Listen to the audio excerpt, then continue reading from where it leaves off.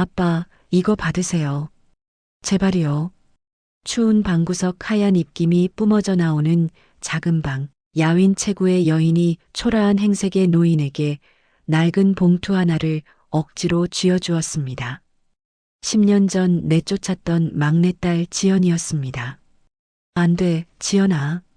이건 내 생활비 전부 아니냐. 노인이 봉투를 돌려주려 하자 딸이 그의 손을 강하게 잡았습니다. 아빠, 난 젊으니까 다시 벌면 돼요. 하지만 아빠는 이제 어떻게 살려고요? 이거 갖고 가서 따뜻한 국밥이라도 사드세요. 딸이 울며 돌아서자 900억 자산가였던 강중만 회장은 차가운 방 바닥에 주저앉아 짐승처럼 울부짖었습니다. 내가 짐승이다. 내가 애비도 아니야. 대한민국 최고의 건설사 회장이 왜 맨발로 딸의 집에서 통곡해야 했을까요? 이 놀라운 반전의 이야기가 궁금하시다면 구독과 알림 설정 부탁드립니다. 평범해 보이는 사람들의 숨겨진 이야기를 매일 전해드립니다. 73번째 생일날 아침 강중만 회장의 식탁 위에는 김이 빠진 미역국 한 그릇뿐이었습니다. 이미 장남 상구에게는 30억 원짜리 아파트를, 차녀 미연에게는 15억 원대 상가를 증여한 뒤였습니다. 자식들에게 45억 원이라는 거액을 떼어준 강중만이 오늘 바란 것은 화려한 파티가 아니라 그저 자식들의 얼굴을 보며 밥 한 끼 먹는 것이었습니다. 하지만 정막을 깨고 들려온 것은 자식들의 목소리가 아닌 건조한 문자 알림음이었습니다.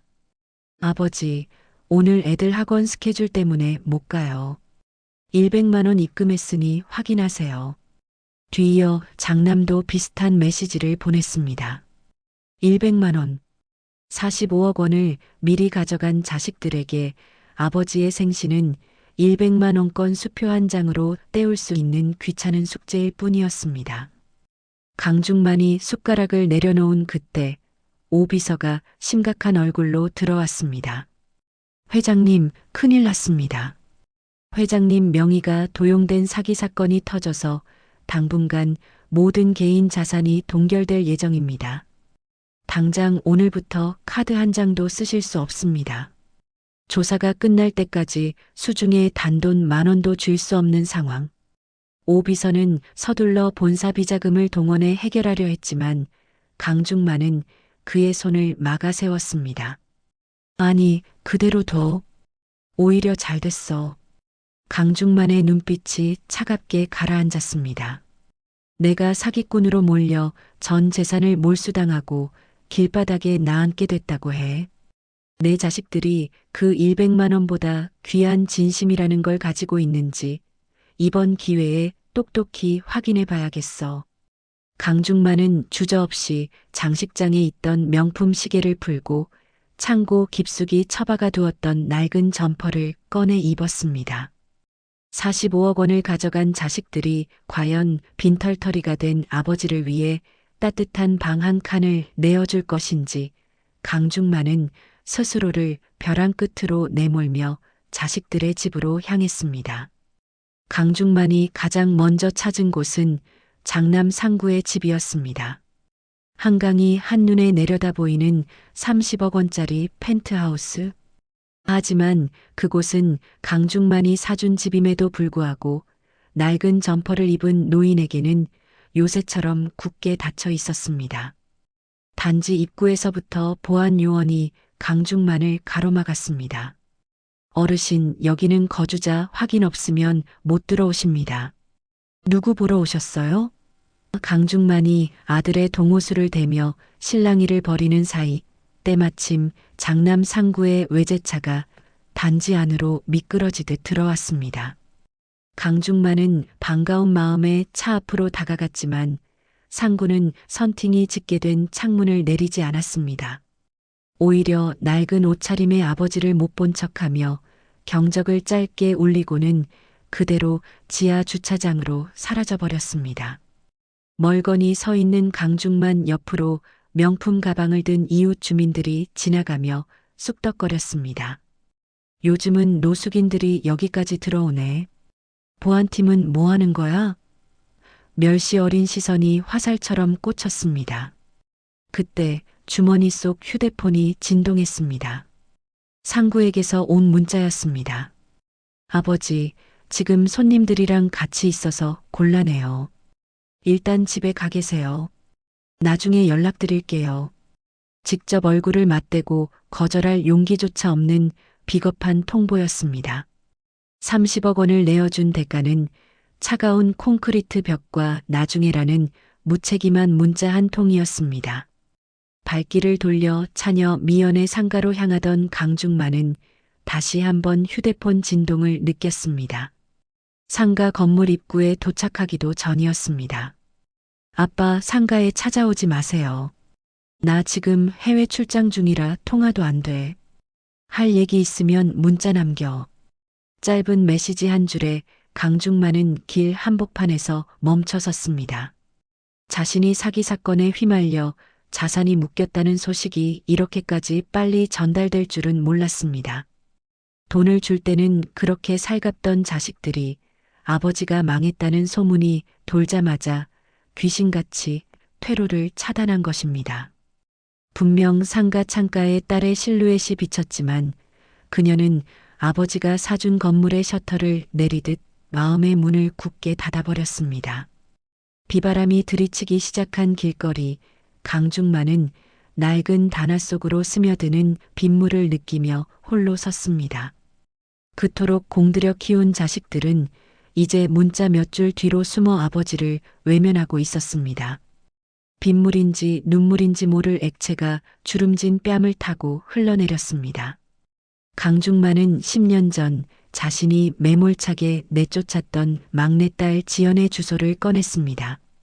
낡은 메모지에 적힌 그곳으로 향하는 강중만의 어깨가 오늘따라 유난히 작아 보였습니다. 강중만이 도착한 막내딸 지연의 집은 재개발을 앞둔 낡은 다세대 주택의 반지하였습니다. 계단을 내려갈수록 눅눅한 곰팡이 냄새와 시린 냉기가 온몸을 휘감았습니다. 문틈으로 새어나오는 하얀 입김을 보며 강중만은 가슴이 철렁 내려앉았습니다. 보일러조차 제대로 돌리지 못하는 냉골방 그곳에 10년 전 자신이 내쫓은 딸이 살고 있었습니다. 아빠, 정말 아빠야? 문을 열고 나온 지연은 야위다 못해 뼈만 남은 모습이었습니다. 낡은 스웨터를 겹겹이 껴입은 딸은 아버지를 보자마자 비명을 지르듯 달려와 강중만의 젖은 손을 잡았습니다. 10년의 세월 동안 원망 한마디 할 법도 하건만 지연의 눈에는 오직 아버지를 향한 걱정뿐이었습니다. 아빠, 손이 왜 이렇게 차가워? 어서 들어와요. 방 안은 밖보다 더 서늘했습니다. 가구라고는 낡은 서랍장 하나가 전부인 좁은 방에서 지연은 서둘러 아버지를 이불 위로 앉혔습니다. 강중만은 그제야 딸의 발을 보았습니다. 양말도 신지 못한 채 붉게 터버린 발 그리고 신발장 한 구석에 놓인 낡은 털신 한 켤레.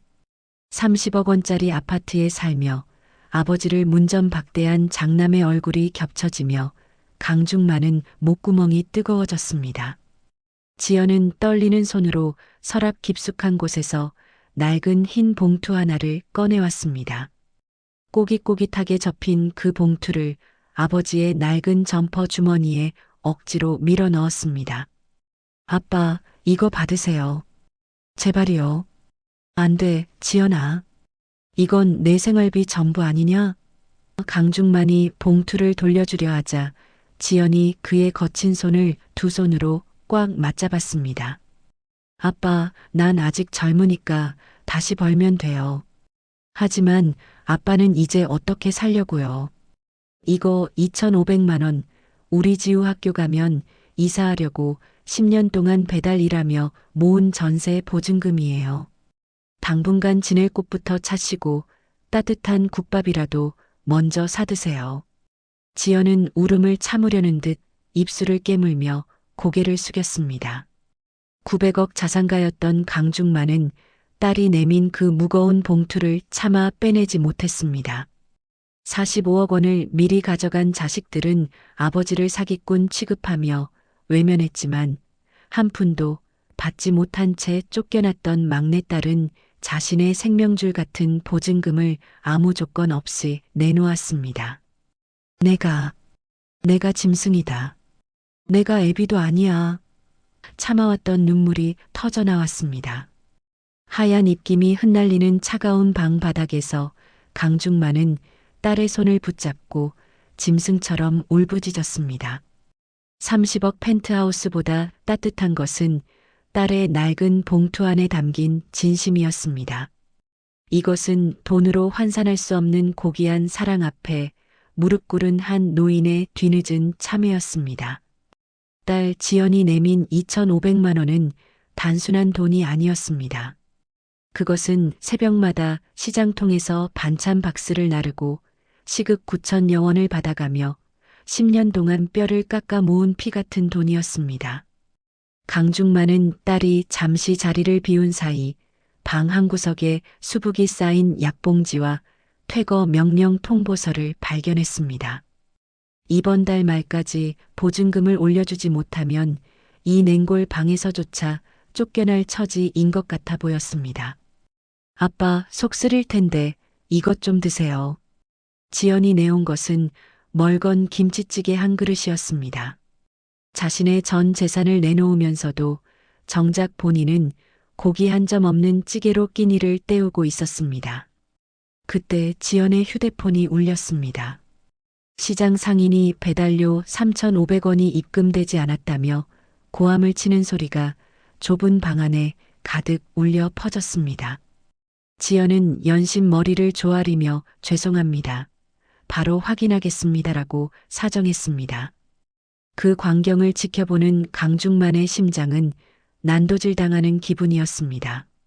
30억 원짜리 집에 살며 아버지를 노숙자 취급하던 장남 상구와 아버지가 망했다는 소리에 상가문을 걸어 잠근 차녀 미연.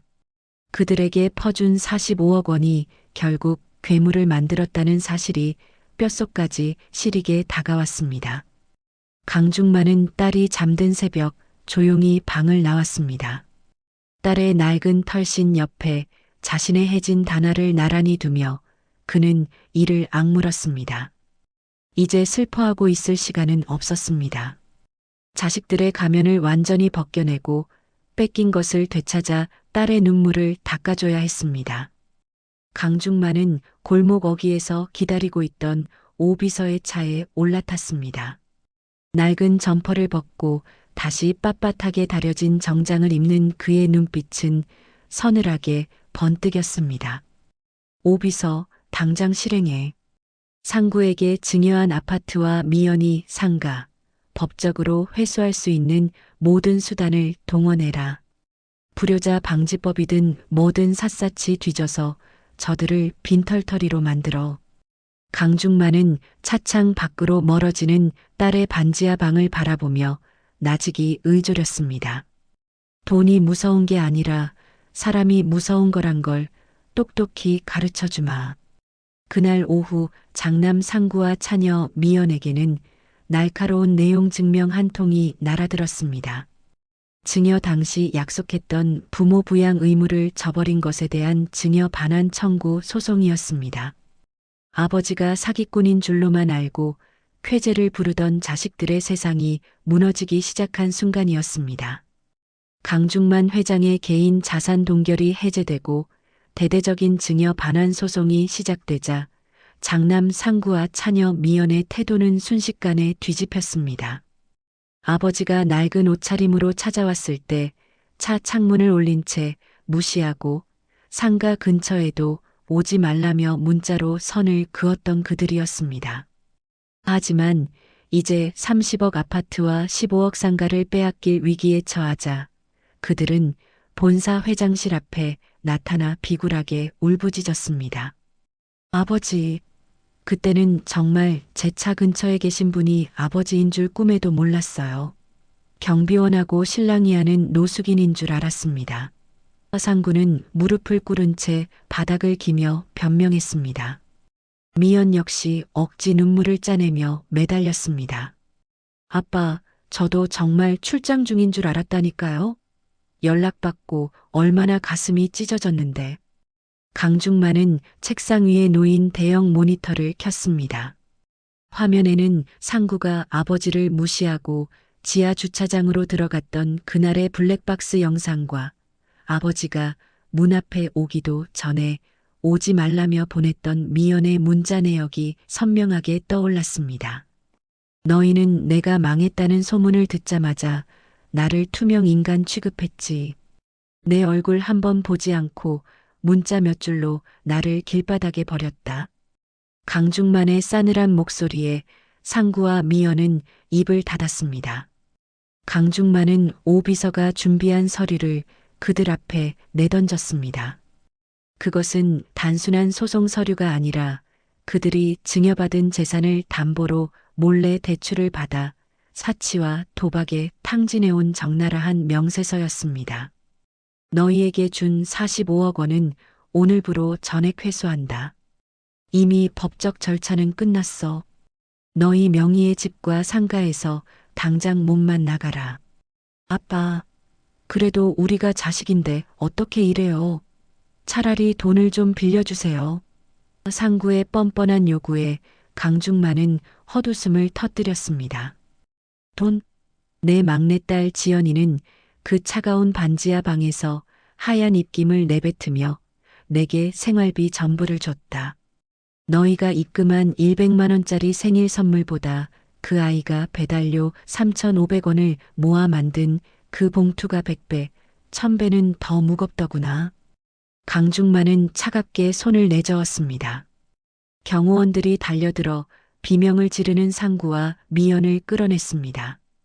그들은 아버지가 사준 성벽 뒤에 숨어 아버지를 외면했지만 이제 그 성벽 밖으로 비참하게 쫓겨나게 된 것입니다. 강중만은 그들의 뒷모습을 보며 평생 돈으로 자식들을 망친 자신의 과오를 뼈저리게 반성했습니다. 하지만 회안에 젖을 새도 없이 오 비서가 황급히 뛰어들어왔습니다. 회장님, 지연 양이. 막내따님이 갑자기 정신을 잃고 응급실로 실려갔다고 합니다. 자식들을 단죄하며 느꼈던 짧은 카타르시스는 순식간에 공포로 변했습니다. 복수는 끝났지만 이제 진짜 소중한 것을 잃을지도 모른다는 위기감이 강중만을 덮쳤습니다. 응급실 복도는 차가운 정적만이 감돌고 있었습니다. 방금 전까지 자식들을 단죄하며 서슬퍼런 눈빛을 보이던 강중만은 이제 피 묻은 딸의 소매를 붙잡고 복도 한 구석에 무너져 내렸습니다. 검사 결과는 절망적이었습니다. 급성 백혈병. 지연은 이미 몸 곳곳에 멍이 들 정도로 상태가 악화되어 있었지만 아버지에게 짐이 되지 않으려 그 고통을 홀로 사귀며 배달박스를 날랐던 것입니다. 회장님, 유전자가 일치하는 기증자를 찾아야 합니다. 하지만 장남과 차녀부는 이미 연락을 끊고 잠적했습니다. 오 비서의 보고에 강중만은 벽을 치며 통곡했습니다. 45억 원을 받아 챙긴 자식들은 아버지가 재산을 회수하겠다고 하자마자 부모의 천륜마저 끊고 숨어버린 것입니다. 돈이 없으면 부모도 자식도 아니라는 그들의 냉혹함에 강중만은 자신의 인생이 통째로 부정당하는 기분이었습니다.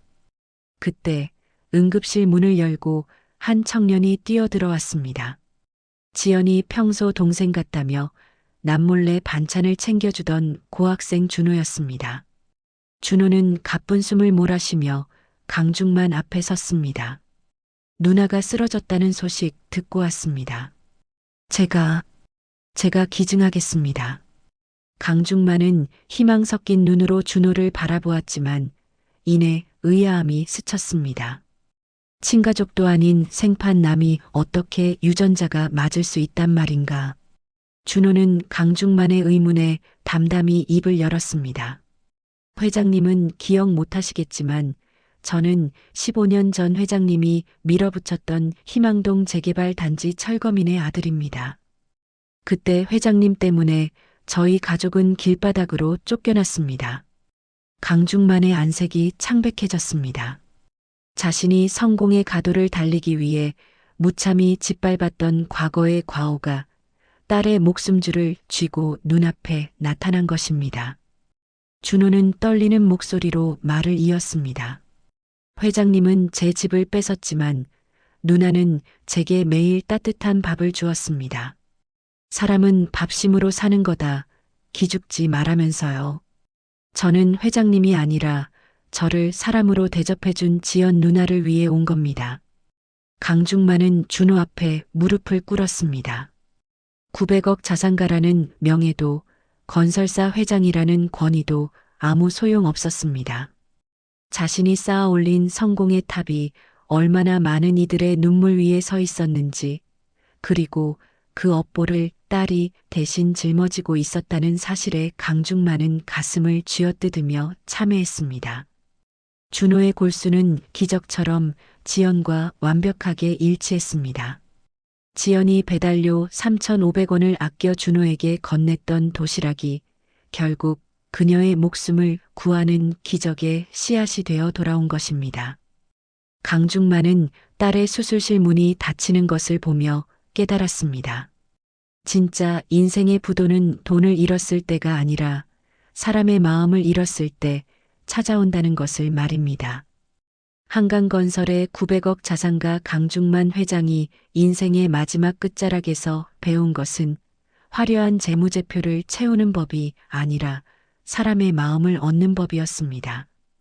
그는 이제 매일 아침 정장 대신 편안한 면바지를 입고 딸 지연이 선물한 낡은 털신을 신은 채 시장 골목을 누빕니다.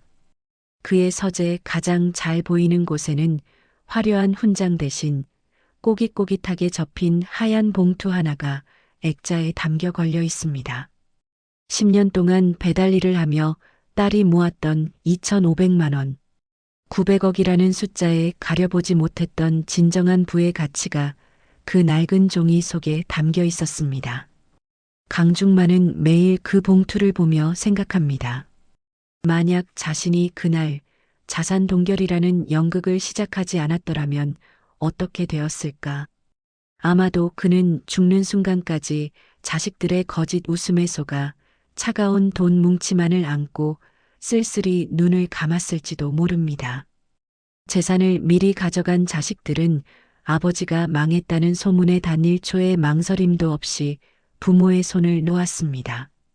하지만 아무것도 받지 못한 채 쫓겨났던 막내딸은 자신의 심장을 떼어주듯 전 재산을 내놓았습니다. 이 역설적인 현실은 오늘을 살아가는 우리에게 묵직한 질문을 던집니다. 우리가 평생을 바쳐 모은 재산이 과연 위기의 순간에 나를 지켜줄 방패가 될 것인지 아니면 자식들을 괴물로 만드는 독이 될 것인지를 말입니다. 강중만 회장은 이제 나눔재단을 통해 준호와 같은 청년들에게 기회를 선물하고 있습니다. 과거에 그가 무너뜨렸던 누군가의 집을 다시 세워주는 일은 결국 무너졌던 자신의 인생을 다시 세우는 과정이기도 했습니다. 그는 종종 가게를 찾는 손님들에게 이렇게 말하곤 합니다. 돈은 바닷물과 같아서 마실수록 갈증만 더해지더군요. 하지만 누군가를 위해 끓여낸 따뜻한 국밥 한 그릇의 온기는 평생을 갑니다. 인생이라는 긴 여정에서 우리가 마지막까지 쥐고 가야 할 것은 통장의 잔고가 아니라 내가 쓰러졌을 때 맨발로 달려와 줄 단 한 사람의 진심입니다. 여러분은 지금 누구에게 그 진심을 전하고 계십니까? 혹시 가까이 있는 보물을 잊은 채 멀리 있는 숫자만을 쫓고 있지는 않으신가요? 진짜 부자는 많이 가진 사람이 아니라 곁에 있는 사람의 소중함을 아는 사람이라는 사실을 이 평범한 부녀의 일장이 증명하고 있습니다. 오늘 이야기를 끝까지 들어주신 여러분의 곁에도 낡은 털신처럼 따뜻하고 편안한 진심이 늘 함께하기를 진심으로 바랍니다. 잘 들었다는 따뜻한 댓글 한 줄이 저에게는 큰 힘이 됩니다. 긴 시간 이야기 친구와 함께 해주셔서 감사합니다.